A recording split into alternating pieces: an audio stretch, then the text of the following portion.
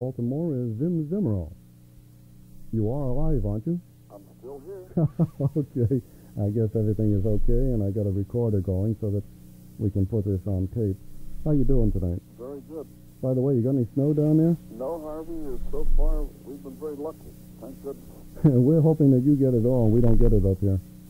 Well, I'm afraid that you get a lot more than we get down here. Okay. Listen, Zim, can I ask you something personal, first of all? I'm very interested in your name. Is there a story behind that? Well, the Zim is really a nickname from Zemeral. And I have 6 brothers and 1 sister, and if we were all walking down the street together and you hollered Zim, we'd all turn around. Okay, gotcha. So you're all called Zim? That's right. Okay. Now listen... But if you don't tell anybody, I'll tell you what my first name is. It's Emil. Emil? Yeah. Well, that's a very nice name. Nothing wrong with that. But I can understand. Well, I was curious about that, though, because I thought there might be a story behind it. Yeah, it's from Zemeral. Mm-hmm. Well, that's very good. I just played your number, Walking Home. Is there anything behind that particular number? That's the original number, but actually it's, in other words, if you listen to it close, you can identify with the Sweden parts of the Deep River. And of course, most of the Sweden parts of stuff is public domain. And we took the gospel and put it into a swing tempo and titled it Walking Home. Mm-hmm. It's a nice number there. I'm sure that if Foster hears it, he'd turn over in his grave, but I think we did a pretty good job on what we tried to do with it. Sounds fine to me, and I was interested in how you got involved with Ray Anthony and his Big Band 80s movement also. Well, I guess when Ray started that, the organization, which I think is an excellent thing for big bands, and the way the organization is operating, is that us recording for CBS Records, of course, nicely would put us in his bailiwick there. And when I found out that he was starting Big Band 80s, naturally I called him and we became members. And being, advocates of the big band, we have to stick together. Without a doubt, and I did the same thing. I contacted Ray as soon as I found out, and I have been playing as much of the Big Band 80s movement that I can. And that's why I was pleased to have you on the album as well as everybody else there. But the only thing is, those are the only 2 numbers that I have, is that Walking Home and Dev's Theme. Yeah, well, we have 6 albums out, Harvey, on the CBS labels. The first one, of course, you can't get. It's discontinued because we cut that in 1974. And then we've tried to average an album about every 14 months on Columbia. Mm-hmm. Some of them are on Columbia, some of them are on Epic, and the one, in fact, the last one before the one that was just released was on Portrait. But they're all in the CBS family. Right. Now you've had your own big band since when? About 1968? Yeah, 68 we started this band.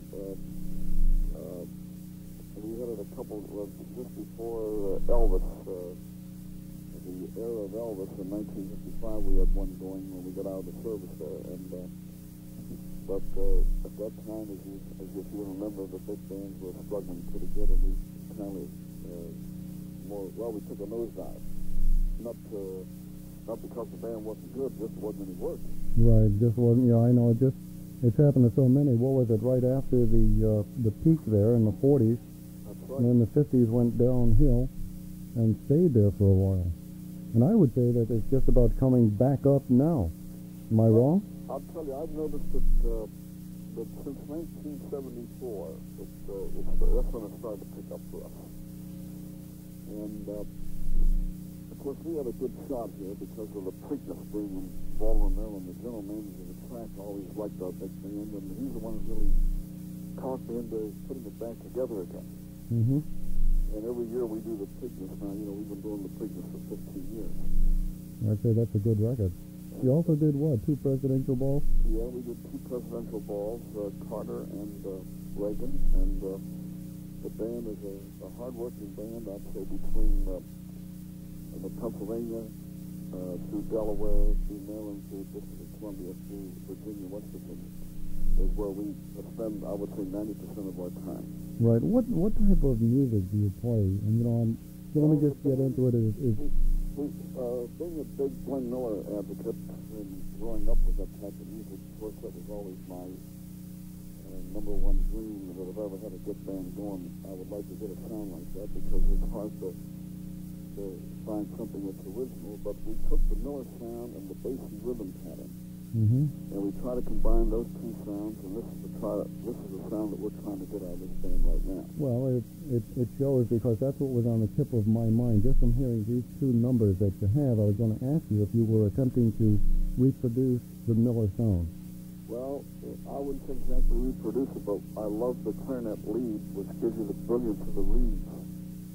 And, of course, with a good rhythm, a solid rhythm section going for you, where the Miller rhythm section, when Miller had the band, was a little more mechanical than what it is today. Of course, if you hear the Miller band today with Larry O'Brien conducting, he does one great job with the band.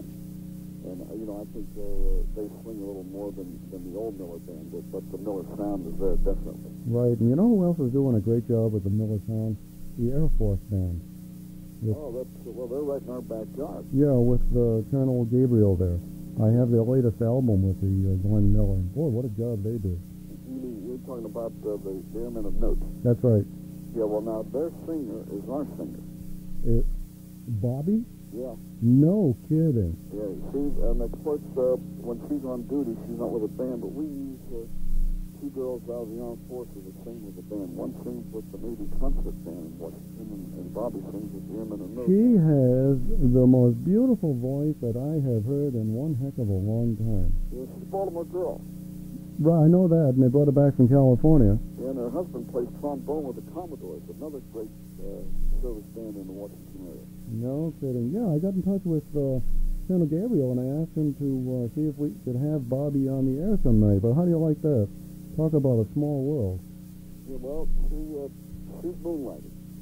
I don't think they care, but I hope they don't, and I hope I don't get in trouble by saying what we're saying here, but she's a great girl and a great singer. Boy, I guess so. It certainly adds a lot to that music. She'll probably be on our next album. Now, on the last album that we had, you don't have the album, but you've got them coming to you. Okay. There's a girl that was singing with Dolores Valley. That was the one we did a year ago. Then the one that was released just this past August, my youngest son sings on the band. What's the average age of your band, Jim? I would say, well, me, I'm probably the oldest guy in the band, and the youngest one would be Jamie, who is about 26. You're about 32, right? Thank you. I love you. I'll never see that one again for a long time. You and me both. But I would say that our average age is about 36 would be a good barometer. But most of the guys are between their 30s and 40s. Right. Let me just tell the people that I'm talking to Zim Zemeral, band leader from Baltimore, Maryland, and perhaps somebody is from the Baltimore area that has heard Zim play. You're welcome to call in if you've got any questions that you would like to ask, or if you'd like to talk to Zim. The numbers are 736-0186 in Utica, 336-8110 in Rome, or 894-3675 in the Mohawk Valley. Remember now, this is a big band jazz program here in the Mohawk Valley on AM 95 WIBX, Utica, Rome, New York. I'm Harvey Lisker, and no, I would like to have Bobby call some night. Maybe you can pass that along to her. No, I can arrange it. I would love to, really, because if you've got her with your band, you're a hit right off. Yeah, well, not that your music isn't behind you, don't get me wrong, but with that combination, you can't go wrong. Do you have the Airmen of Note album, their tribute to Glenn Miller? Yes, I do. Well, all the arrangements that she sings in that album are in our band. See, the arranger for that band is one of our 5 arrangers. Fantastic. In fact, 2 of the arrangers are servicemen. The other arranger, John Berry, is with the Jazz Ambassadors. He doesn't play in the band, he does the arranging. He is with the Jazz Ambassadors out of Fort Meade, which probably comes up around your way a lot, because that band does an awful lot of traveling. Right, yeah, they do stop up here. And we've got Griffith Air Force Base about 12 miles away, so we see them once in a while. But what branch of the service were you in, sir? I was in the Coast Guard as a chief musician. I had guys like Kay Winding with me. I had Irving Goodman, Benny Goodman's brother. I had Bobby Burns, the Ranger. Some of his names skip me now, but did the arranging for our band in the service. We traveled a lot during the end of the Second World War there with Helen Hayes selling war bonds. And I'm originally from Pennsylvania myself, and I married a Baltimore girl, and I stayed here and raised a family here. Never went back to suburban Pittsburgh, Turtle Creek, Pennsylvania, where I hail from. Well, you must be happy where you are. Oh yeah, well, it's a good location because you're right in between. You're just a few hours out of New York and 40 minutes out of Washington, D.C., and an hour and 15 minutes out of Philadelphia. So it's good for our band, and we do about 150 dates a year, and on an average. And the beauty part of it is that we can come home every night. I got you, right. Now, of course, if we ever caught a big hit record out of one of these albums, nothing would stop us from going coast to coast. Mm-hmm. That seems to be what everybody is looking for. Well, you need it. If you don't have it, you're in trouble. But, of course, once our band, and I'm patting myself on the back, but once our band is heard, regardless of where we play, the return engagement is booked immediately. Mm-hmm. And we'd certainly like to come up in your territory sometime in the very near future. Well, we're bringing Bo Thorpe in now, and people have heard him. He's and a friend of mine. Right. Well, what happened is that we've been playing his music for some time, and people have heard him and have requested him, and he'll be here on the 13th for a dance. 13th of February, that is. Oh, that's good. So what we're trying to do is to play as much of this big band jazz music, and actually I was on from midnight until 5, and now I'm coming on at 11 o'clock in the evening, so we've extended the program by an hour. So well, you've got the last 3 or 4 albums that we cut on their way to you. Okay, and we're certainly going to play it. Now listen, on those albums, which would you say would be the best of them all? In other words, let's pick a few of them, and maybe you've got a little background that you'd like to pass along on as to how the particular song was devised or why you added it. Well, the newest album, which is called More Soise, that's a name that we use. We call our band the Soise music of Zim Zemeral. It's spelled S-W-A-Z-Z-E, a word that I made up. But I used to call, I spent 23 years with CBS Records as a promotion man. I didn't know that. Yeah, and I was the regional director of the South from Maryland to Miami. So I lived in radio stations for months and months and months at a time. So that means we got a good contact with CBS Records, right? That's right. Okay. Now, of course, I left the company about 5 years ago because I wasn't due for retirement yet, Harvey, but the big band was going so good I asked for an early retirement and they gave it to me. And because of my good standing with them, they let us record these albums, and even though I was recording while I was still working for them. I see. But the newest album, I think that, it's hard to, the hardest thing in the world to do is put an album together. I mean, you have 10 songs to put down. And if you ever read some of the history of guys like Sinatra and the big boys, they start out with 50 songs, and they have to cut it down to 10.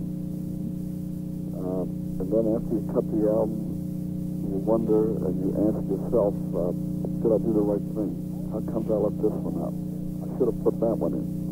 And this goes through your mind and drives you up a wall. Right. Sometimes you have to back off and let somebody else do the deciding for you. But this album, the one that you don't have,